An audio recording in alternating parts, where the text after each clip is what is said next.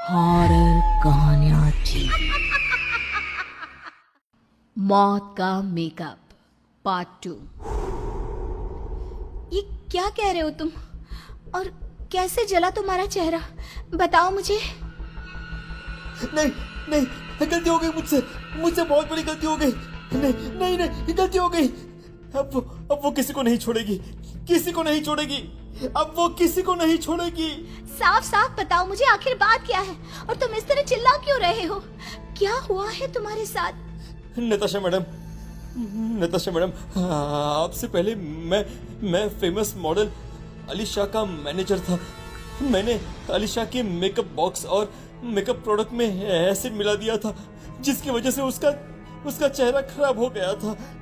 मैंने ये खबर सुनी थी कि बहुत फेमस मॉडल अलीशा का चेहरा जल गया और कहीं काम नहीं मिलने की वजह से उसने आत्महत्या कर ली। लेकिन तुमने ऐसा क्यों किया?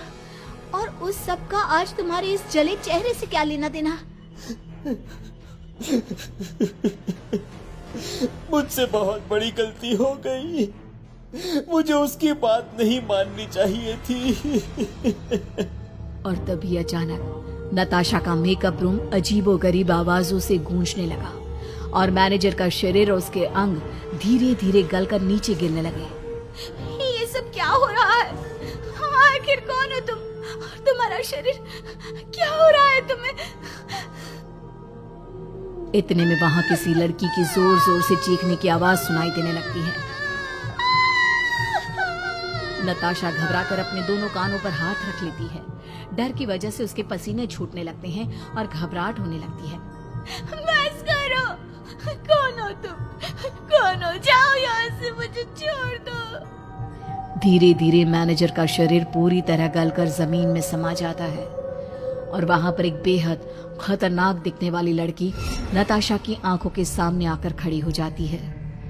क्या कहा तुमने? अलीशा को किसने जला दिया? किसने मिलाया उसके मेकअप में एसिड? मेरा इन सब से कोई लेना देना नहीं, मुझे कुछ नहीं पता।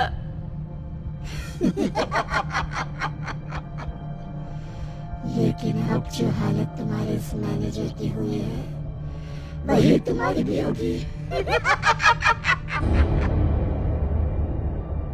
नताशा बुरी तरह से डरकर वहां से भाग जाती है।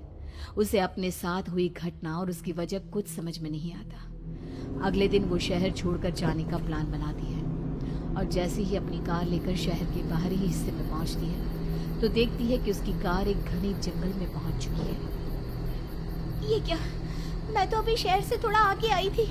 यहाँ तो पूरा मेन हाईवे था, तो फिर अचानक ये चारों तरफ घना जंगल कैसे नजर आने लगा है? ये क्या हो रहा है?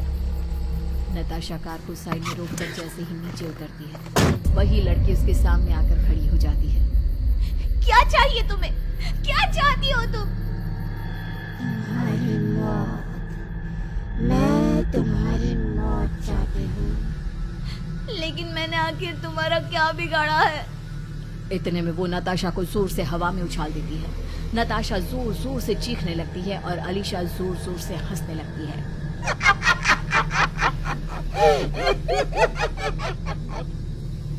छोड़ दो मुझे, प्लीज जाने दो। मैंने तुम्हारा क्या बिगाड़ा है? मेरी क्या गलती है? मैंने कुछ नहीं किया। तुम्हारी गलती है, सब तुम्हारी गलती है। तुम्हें अच्छे और हाई ब्रांड के फैशन शो चाहिए थे ना, जिसके लिए तुमने उस मैनेजर को इतना फोर्स किया कि उसने तुम्हें जगह दिलाने के लिए मेरे मेकअप में एसिड मिला दिया। मेरी जिंदगी, मेरा करियर सब तुम्हारी वजह से खत्म हो गया। नताशा अपने आप को बचाने के लिए वहां से भागना शुरू करती है। बहुत देर तक भागने के बाद अचानक नताशा का पैर मुड़ जाता है और वो गिर जाती है। तभी उसकी नींद खुल जाती है। हाँ, क्या था ये सब? कितना भयानक सपना था। लेकिन मुझे ऐसा सपना आया क्यों? मैं तो अलीशा को ठीक से जानती भी नहीं। आखिर बात क्या है? नताशा अपने आप को संभालती है और फिर उस मेकअप बॉक्स को खोल कर देखती है, जिसमें उसकी नजर जैसे ही मेकअप बॉक्स में लगे मिरर पर पड़ती है तो उसमें उसे अलीशा का चेहरा नजर आता है। अब नताशा को समझ में आ गया था कि जरूर ये सब कुछ उस मेकअप बॉक्स के साथ ही जुड़ा है। नताशा उस मेकअप बॉक्स को लेकर एक तांत्रिक के पास जाती है।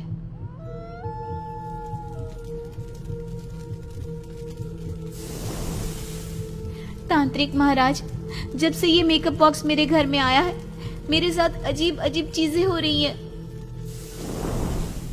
इस मेकअप बॉक्स के अंदर किसी की आत्मा कैद है। जब तक वह मुक्त नहीं हो जाएगी, ये मेकअप बॉक्स जिसके भी पास जाएगा वह आत्मा उसे ही मार देगी। आप ठीक कहते हैं महाराज, इसके अंदर अलीशा नाम की एक मॉडल की आत्मा कैद है, लेकिन उसे मुक्त कराने के लिए मैं क्या कर सकती हूँ? तुम चिंता मत करो, ये काम मैं खुद अपने हाथों से करूंगा। तुम बस आंखें बंद करके बैठ जाओ। अब तांत्रिक कुछ मंत्र पढ़ने लगता है और अलीशा की आत्मा वहां आती है। क्यों बुलाया है मुझे यहाँ? मैं किसी को जिंदा नहीं छोड़ूंगी। ये लड़की, ये मेरी मौत की जिम्मेदार है। नहीं, इस लड़की ने तुम्हारा कुछ भी नहीं बिगाड़ा। तुम्हारे साथ जो कुछ भी किया उस आदमी ने किया जो खुद अब मर चुका है। झूठ, सब कुछ इसने ही किया था। वो मैनेजर तो बस इसका एक मारा था।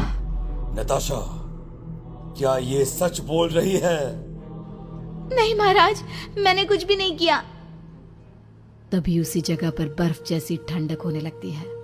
नताशा और तांत्रिक का शरीर ठंडा पड़ जाता है और अचानक बीते कल की सारी तस्वीरें एक फिल्म की तरह उनके सामने चलने लगती है, जिसमें नताशा उस मैनेजर को एसिड देकर अलीशा के मेकअप में मिलाने के लिए कहती नजर आती है। ये सब देखकर तांत्रिक का गुस्सा भड़क उठता है।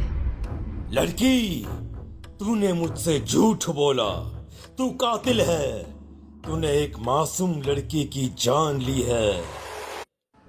मैंने कुछ नहीं किया, मेरी कोई गलती नहीं। प्लीज मुझे छोड़ दो, मुझे माफ कर दो। तूने झूठ बोला। अब मैं तेरी कोई मदद नहीं कर सकता। इस आत्मा को जो करना है वो करेगी। अब अलीशा नताशा की आत्मा को उस मेकअप बॉक्स में कैद कर खुद उसके शरीर पर कब्जा कर लेती है। ये मेरा रचाया चक्रव्यूह है और इसे कोई नहीं भेद सकता। बेचारी नताशा। ये मेरा खेल है और इसमें जीत हमेशा मेरी ही होगी।